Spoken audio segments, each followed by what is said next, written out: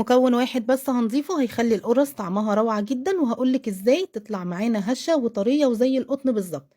ودي من احلى الوصفات اللي هتجربوها جنب كوباية شاي في الفطار او في العشاء، بجد ما تشبعوش منها خالص. هقولك كمان على طريقة التسوية اللي هتطلعها لك ناجحة جدا.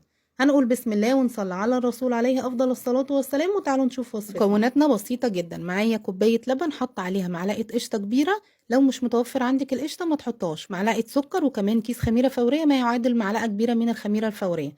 كمان حطيت معلقه دقيق اللي هو هنستخدمه، خدت منه معلقه دقيق. هنقلبهم كويس وبعد كده هنركنهم على جنب عشان الخميره بتاعتنا تتفاعل.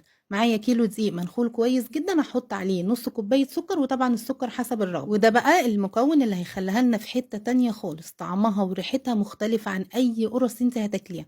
معلقتين من الكاستر، معلقتين هرميين من الكاستر.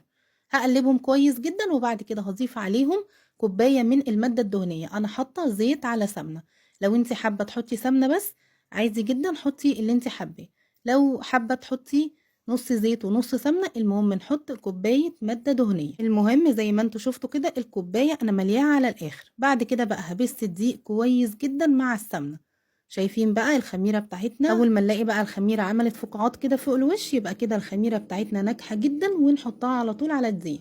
بعد كده بقى هكمل العجن بتاعي بميه. اول ما الاقي العجينه بتاعتي لمت خالص كده ولمت اللي في الطبق كله، هضيف معلقه سمنه كبيره، معلقه سمنه كبيره بلدي. بعد كده بقى هعجن كويس جدا. هتلاقي العجينه ابتدت تتقطع معاكي، ما تقلقيش خالص. اول ما هتحطي السمنه هتلاقي العجينه ابتدت تتقطع، ما تقلقيش خالص، افضلي اعجني. يعني مش عايزين نعجن، على الاقل 10 دقايق او 7 دقايق. المهم ان احنا هنفضل نعجن لحد ما نلاقي العجينه بتاعتنا ناعمه جدا بالشكل ده.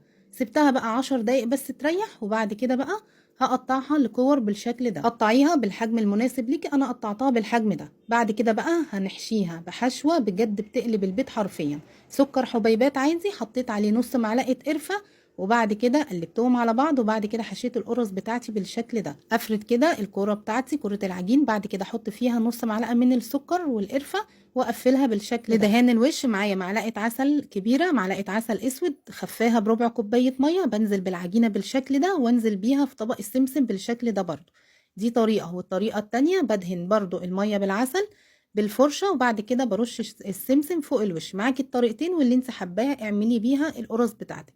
بعد كده هسيبها تخمر للمرة التانية، وده ضروري جدا ان هي تخمر على الاقل نص ساعة لحد ما يتضاعف حجمها. نشغل الفرن على اعلى درجة حرارة قبل ما ندخل القرص بتاعتنا، على الاقل بربع ساعة او 10 دقايق. انا عايزة القرص بتاعتي تدخل على فرن سخن جدا على اعلى درجة حرارة.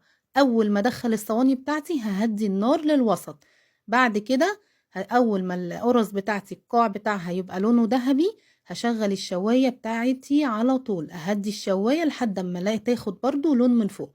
اول ما تاخد لون من تحت اشغل تاخد لون من فوق. لو الشواية والفرن بتوعك بيشتغلوا الاتنين مع بعض يبقى هنهدي الشواية خالص، ومن تحت يبقى وسط. بس المهم ان هي تدخل على درجة حرارة عالية جدا او فرن ساخن جدا. اول ما بتخرج من الفرن بغطيها بكيس من اكياس التلاجة، وكمان بفوطة كمان فوقيها.